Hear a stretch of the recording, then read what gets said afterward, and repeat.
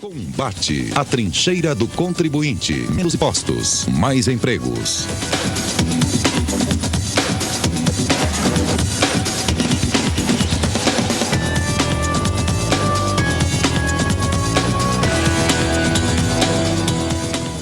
Boa noite, amigos e amigas. Estamos iniciando um novo programa Combate da Confederação Nacional de Serviços.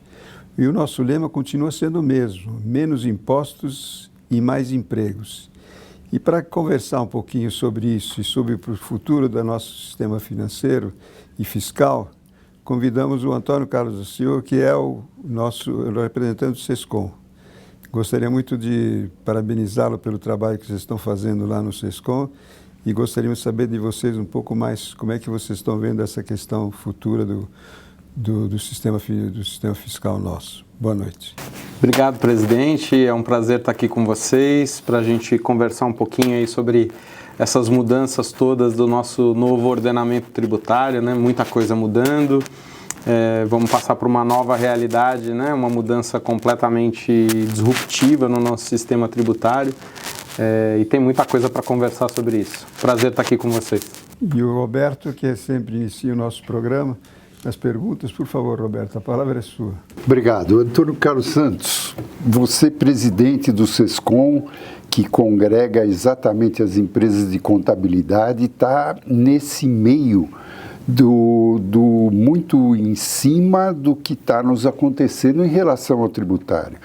Essa reforma tributária foi rezada por todos os empresários. Os empresários estão absolutamente esgotados com a necessidade que eles têm para cumprir as suas obrigações, né? E então todo mundo esperando essa reforma há muito tempo.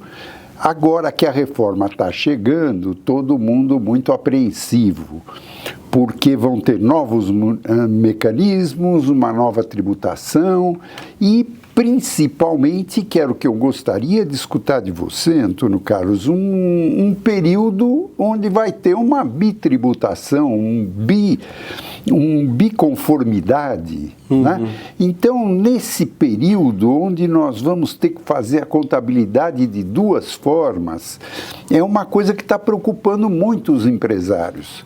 E eu gostaria que você nos desse um alento para que a gente não ficasse tão preocupado como nós estamos, entendeu?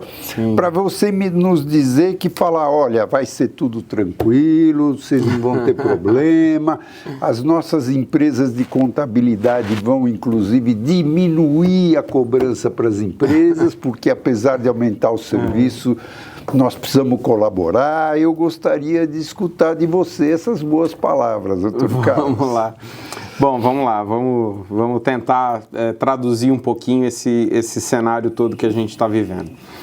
De fato, como o senhor falou, senhor Roberto, a gente no Brasil sempre viveu o que a gente chama de manicômio tributário, né? O Brasil é um dos países mais complexos do mundo em relação ao sistema tributário. A gente vive aqui não só a questão de uma carga tributária elevada, mas um custo de administração do tributo muito elevado. Todas as empresas, para se manter em conformidade com a questão tributária, precisam ter uma estrutura administrativa muito grande, muita gente para poder apurar imposto, para entregar a obrigação acessória. E isso tudo causa no Brasil o tal do custo Brasil, né? O chamado custo Brasil, porque de fato, além de pagar muito imposto, a gente tem um gasto muito elevado com a conformidade tributária.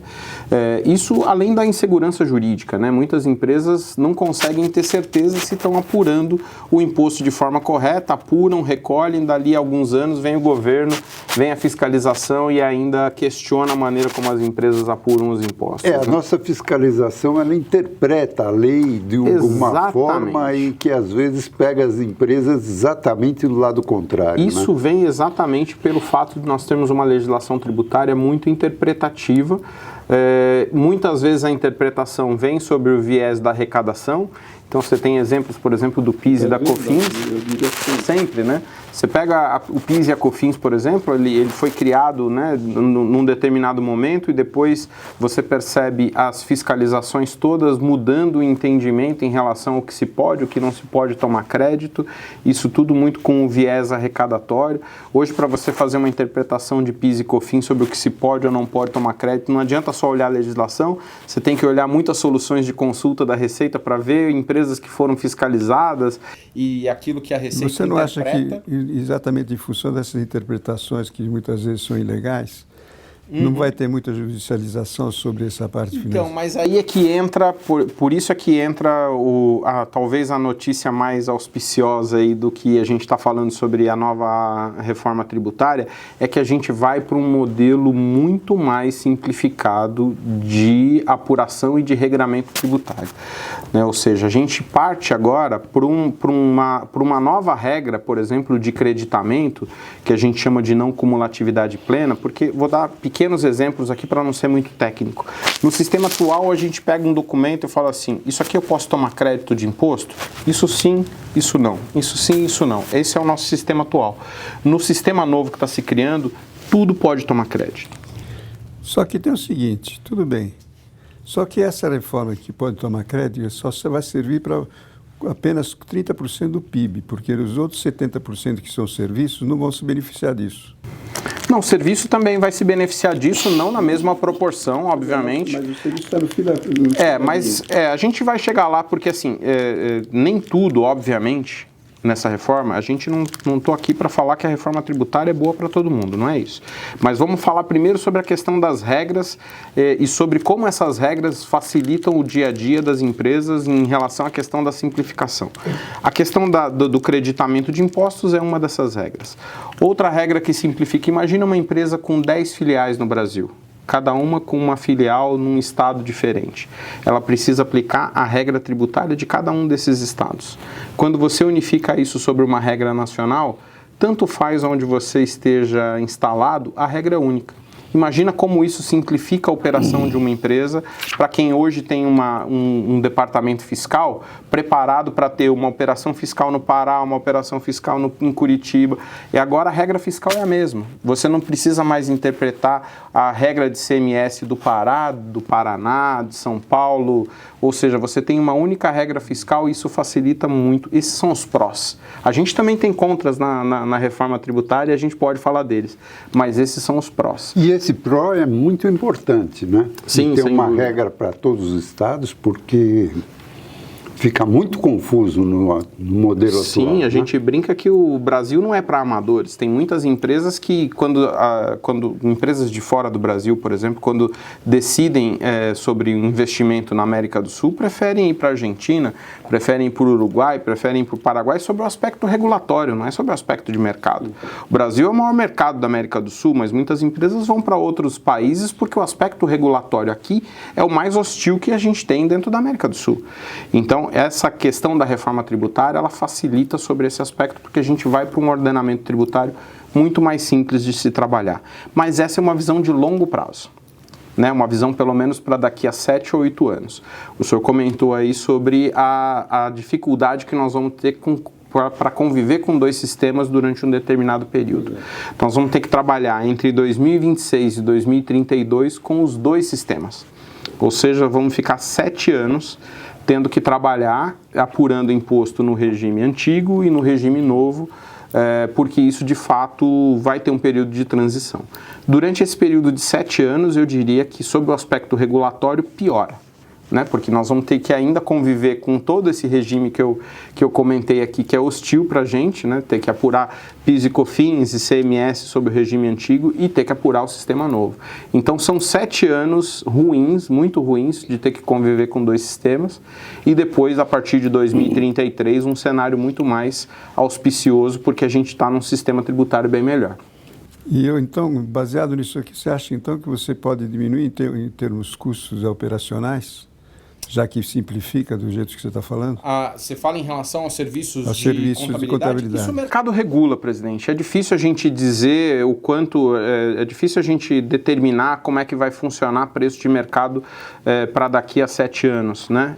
A gente já vive, se você for olhar o mercado de contabilidade, a gente já vem vivendo nos últimos 15 anos um cenário de redução de honorários muito significativo, mas muito significativo. Você acha que vocês vão conseguir suportar hoje isso? Hoje a gente já tem empresas no mercado, né, que são as chamadas contabilidades online, que cobram honorários muito reduzidos. Eu não sei se elas têm capacidade de reduzir mais ainda do que já cobram em termos de honorários, mas eu diria que o papel do contador hoje ele é muito mais estratégico, porque o que a gente hoje oferece para as empresas, a gente não oferece só o compliance, né, que é essa parte da burocracia tributária que o governo cuida. Hoje, a maior parte dos contadores são consultores das suas empresas.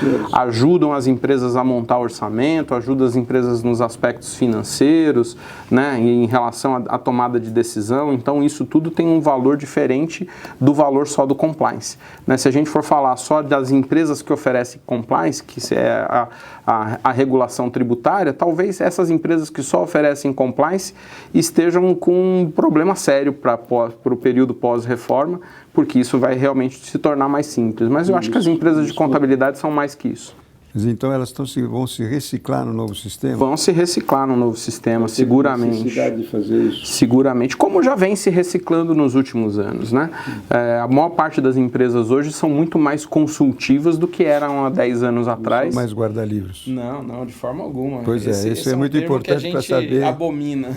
Para saber como é que a gente faz isso exatamente. Hoje, por exemplo, o que a gente chama de BPO financeiro, que é terceirização da área financeira das empresas, a maior parte das empresas de contabilidade já fazem esse tipo de serviço e terceirizam a área financeira, né, as empresas terceirizam as suas áreas financeiras com empresas de contabilidade, terceirizam a área de faturamento, terceirizam tecnologia com as suas empresas de contabilidade. Hoje o prestador de serviços de contabilidade, o antigo prestador de serviços de contabilidade é um grande prestador de serviços de back-office de forma geral, terceirizam muitas áreas administrativas das empresas, então é um parceiro estratégico. Do contador já não vai ser o mesmo.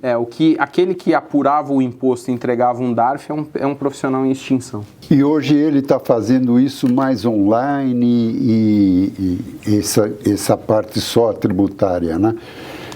Hoje em dia, com o avanço da tecnologia, obviamente, né, com todos esses recursos tecnológicos de automação, inteligência artificial, toda essa parte mais operacional, né, apuração de impostos, fechamento de balanço, tudo isso tem sido muito mais automatizado.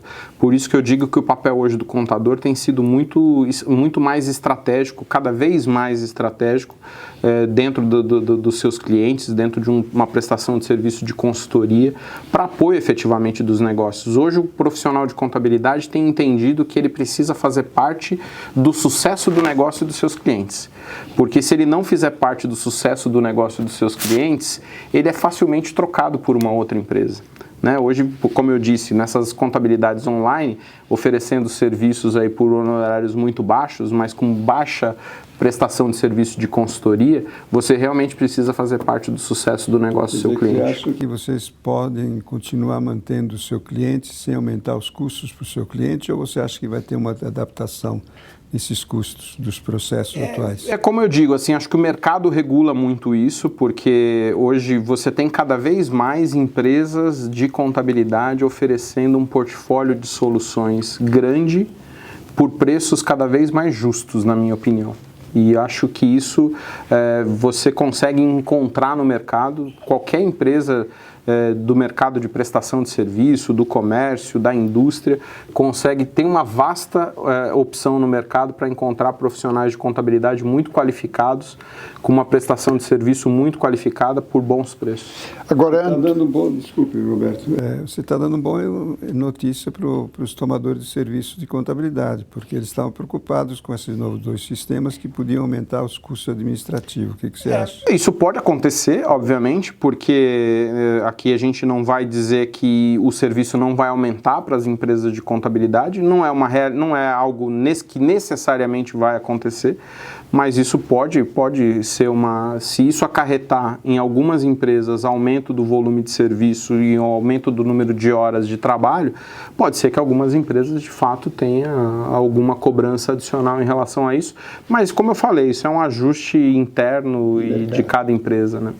Eu acho que, o Antônio Carlos, nós vamos ter um período aí desses 7 anos, onde vão ter, no período intermediário, uma parte crítica, né?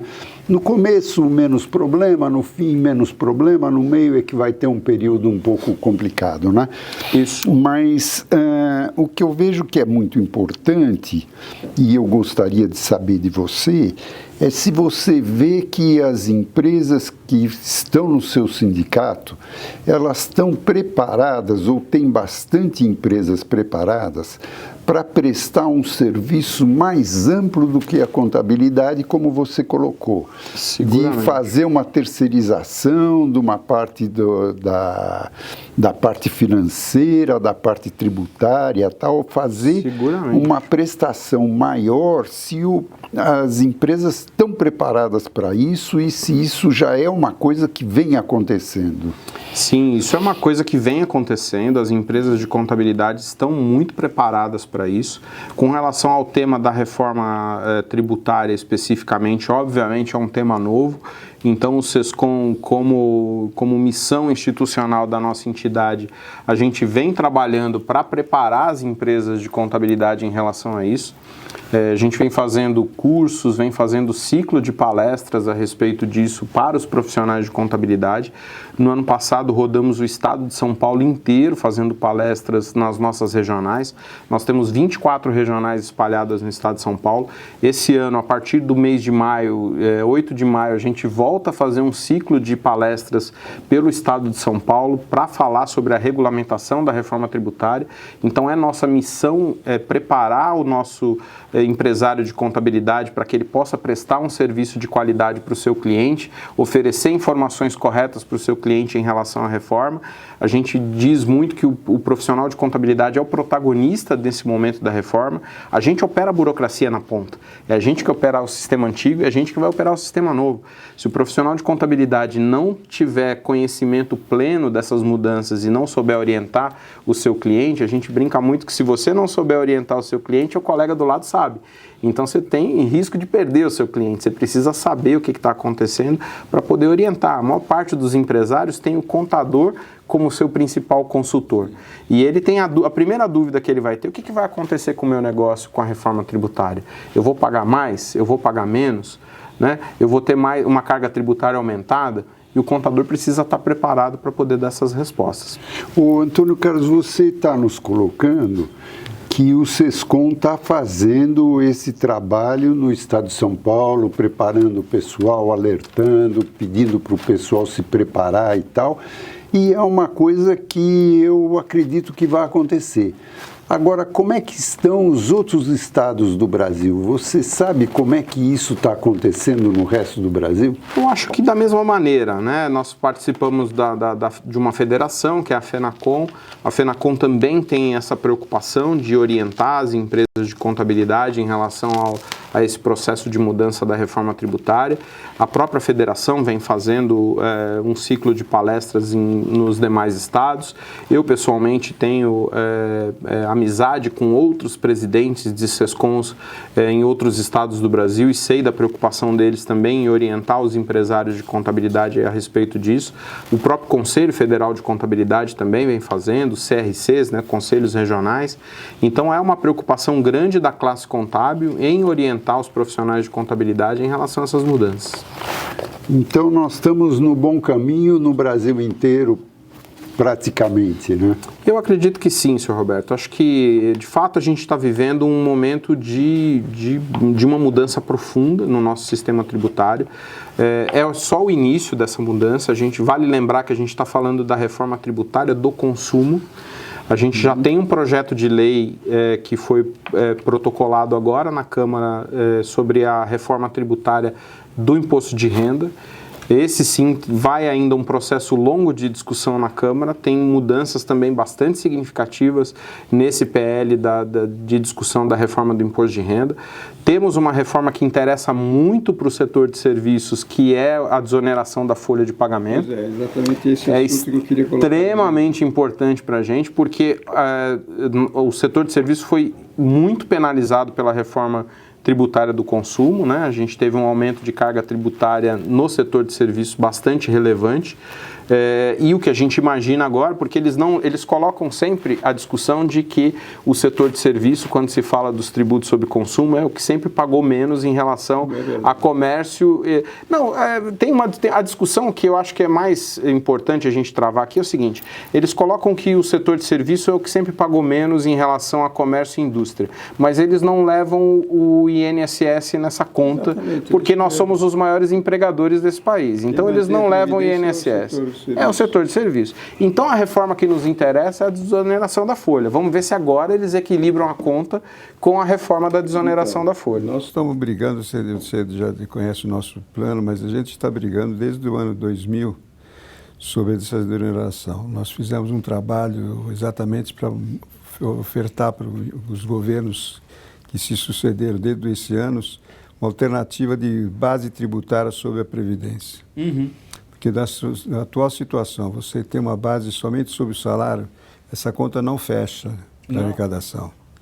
Então nós temos que aumentar a base para poder usufruir desses valores que não são cobrados para alimentar e financiar a Previdência. E nós temos uma proposta que é criar uma contribuição sobre alimentação financeira para substituir os encargos sobre a folha de pagamento, inclusive do INSS, o INCRA, o Salário de Educação, etc., que hoje temos sobre a folha de pagamento, que não tem nada a ver com o trabalho. Então, desonerando o trabalho, você consegue aumentar o emprego, consegue melhorar o relacionamento sindical, inclusive, entre empregado e empregador. Perfeito. Facilita a vida de todo mundo e tem uma decisão constitucional que disse que, logo após a aprovação da reforma tributária, o governo iria mandar um projeto para desoneração de 90 dias. Esses 90 dias já faz muito tempo. Esses 90 dias já foram para o Beleléu e nós estamos só esperando o processo iniciar para que a gente possa cobrar do governo, cobrar do legislador essa PEC e essa mudança de constitucional que não foi cumprida. Pode contar com a gente. Vocês com São Paulo, tá todo apoio a isso. E de fato, assim, nós precisamos fazer com que esse equilíbrio exista. Se eles entendem que o setor de serviços precisa contribuir para o equilíbrio dos impostos sobre consumo, agora também eles precisam fazer com que os demais segmentos passem a ter o equilíbrio em relação à contribuição previdenciária, porque só a gente paga essa conta. Pois é, exatamente. E nós somos os grandes financiadores da Previdência, que está, como todo mundo sabe, está em déficit progressivo. E daqui a pouco nós temos que fazer uma reforma grave em cima do processo de alimentar o financiamento da Previdência. Por isso nós queremos nos adiantar e colocar isso em pauta quando da implantação efetiva do novo sistema tributário, e gostaria mesmo que todos estivessem juntos fazendo força para que isso acontecesse. Como parte do sistema do setor de serviços, a gente é totalmente favorável a isso. Precisamos ter uma base de arrecadação da contribuição previdenciária, uma base mais ampla do que só a folha de pagamento. A própria reforma tributária do setor do consumo, ela acaba favorecendo a pejotização das empresas, porque o crédito amplo, né, a não cumulatividade plena, fazendo com que as empresas possam tomar crédito sobre tudo que tem de emissão de nota fiscal, vai fazer com que as empresas passem a contratar muito mais PJ do que salário. Então a gente vai ter uma redução gradual do número de profissionais com carteira assinada para uma maior pejotização. Então você não pode ter um sistema que favorece a pejotização em detrimento do emprego formal, né? Ou a gente desonera a folha de pagamento, tirando a arrecadação de INSS da folha de pagamento, ou a gente vai ver o emprego como a gente conhece cada vez mais em extinção. Você acha que essa reforma uma das coisas básicas dessa reforma é acabar com o lucro presumido e o simples? A gente já tem o lucro presumido, como a gente conhece, para os impostos sobre consumo, ele já acabou, né? Porque o lucro presumido para PIS e COFINS, por exemplo, ele consistia em pagar uma alíquota menor, 3,65, e não tomar crédito sobre nada. Com a reforma do IBS e CBS, o lucro presumido deixa de existir para esse tipo de situação, e mesmo as empresas do lucro presumido vão pagar IBS e CBS e vão tomar crédito nas compras. O lucro presumido continua existindo para fins de imposto de renda e contribuição social, e não há previsão de mudança disso, mesmo nesse projeto de lei que foi apresentado agora em janeiro para a mudança do imposto de renda. Não há previsão de acabar com o lucro presumido. Mas, para fins dos impostos sobre consumo, ele deixa de existir. Deixa de existir. A gente não tem mais lucro presumido para PIS e COFINS. Sistema acumulativo, vamos dizer assim, ele deixa de existir. A gente não tem mais sistema acumulativo para... Deixa de existir, não. Continua existindo, mas ninguém vai querer usar uma empresa que não crie crédito para ela. É que na verdade, empresas que não sejam do Simples Nacional, todas elas vão ter que transferir crédito, todas elas, e vão ter que tomar crédito, vão pagar IBS e CBS na íntegra e vão ter que tomar crédito. Acabar com o lucro presumido. Sistema acumulativo não existe mais. A ideia, na verdade, que não é uma ideia ruim, tá? Todos os sistemas tributários mais avançados do mundo, eles buscam algo que é chamado de neutralidade tributária, né? Que a ideia qual é? Que o imposto não se acumule a cada passo da cadeia produtiva. E a gente sempre teve um sistema tributário aqui no Brasil que o imposto se acumulava. Porque se você pegar, por exemplo, o ISS, a gente nunca tomou crédito de ISS. Então, se você pega todos os serviços que a gente toma, o ISS está se acumulando naquilo que a gente vende ou naquilo que a gente produz. Então, sob o aspecto da neutralidade tributária, o nosso sistema era muito ruim. Agora, com o novo sistema, como a gente toma crédito de 100% do IBS e 100% do CBS, a cada passo da cadeia produtiva você está tomando crédito de tudo. Então, o imposto não se acumula mais. Então, esse é um bom sistema para fins de crédito. No caso do lucro presumido, por exemplo, quem estava comprando o lucro presumido estava acumulando imposto, né? Então, isso é ruim, né, para o nosso sistema tributário. A gente tem que buscar um sistema tributário neutro, isso que a gente vai conseguir com o novo sistema. Mas é o que eu falei, durante 7 anos nós vamos ter que viver com 2 sistemas, o que é muito ruim. Vai acabar com o Simples também? Com o Simples não, o Simples vai poder, o Simples é um sistema diferenciado para empresas de um porte menor, isso a gente não pode... Nós estamos querendo que aumente... Não, o que... Isso sim, isso a gente tem que favorecer empresas de pequeno porte, isso existe em todos os países do mundo, favorecer... A gente não pode imaginar que a gente vai ter que ter um sistema igual para empresas desiguais, né? A gente tem que ter um sistema desigual para empresas desiguais, é o que acontece com o Simples Nacional. E o que está acontecendo de ruim e de perverso no Simples é que a gente não faz uma alteração da tabela do Simples desde 2018. Empresas que faturavam 4 milhões e 800 lá em 2018 já estão fora do Simples há muito tempo e continuam sendo empresas pequenas, né? A empresa às vezes só teve aumento de inflação de 2018 para cá, não teve nem crescimento real, mas está fora do Simples Nacional. A mesma coisa é o imposto de renda. Esse aspecto do imposto de renda é muito perverso aqui no Brasil, porque não se corrige com a nossa inflação, que é muito elevada, né? E, Luigi, eu agradeço a sua participação, a participação da CNS nesse programa aqui com o Antônio Carlos Santos. Eu gostaria de entregar um documento para o Antônio Carlos. Obrigado, esse aqui presidente. É uma pesquisa em São Paulo e esse aqui no Brasil, para ver a importância do setor de serviços que você conhece bem, mas que são as nossas informações que nós passamos para os nossos associados e nossas associações de classe para que conheçam qual é a situação nossa, e o objetivo é procurar exatamente fazer com que nós possamos implantar o sistema de desoneração da folha de pagamento também. Desculpe. E esse é o grande motivo.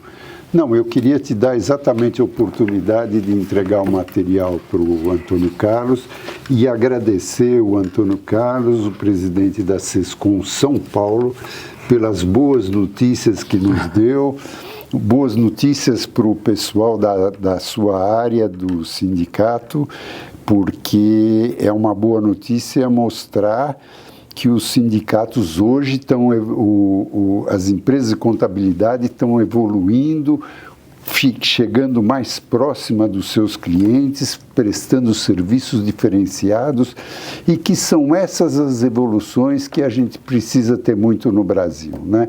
A gente está sempre evoluindo, fazendo coisas novas e melhores, né?